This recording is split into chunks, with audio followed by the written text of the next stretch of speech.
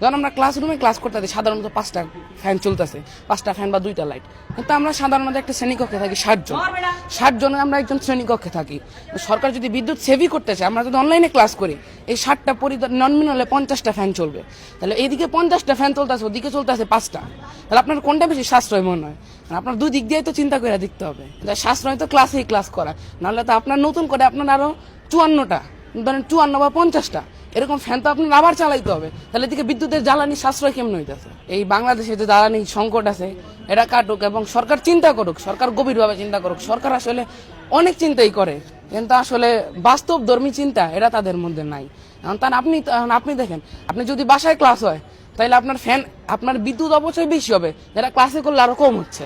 এবার যে আমরা ইন্টারনেটের জন্যই করতেছি, প্রত্যেক দিকেই তো অপচয়, প্রত্যেক দিক দিয়েই তো অপচয়। তাহলে এটা আপনার বিদ্যুৎ জ্বালানি সাশ্রয় হইতেছে কেমনে? বর্তমান যুগে মোবাইল গেমস আর ডিজিটাল ডিভাইসের প্রতি আসক্তি এরা মানুষের অনেক বেশি। তাহলে এখন যদি অনলাইনে ক্লাস হয়, আসল কথা কি, অনেকে অ্যাটেনশনটা, মেইন যে অ্যাটেনশনটা এটা থাকবে না অনলাইনে ক্লাস করলে।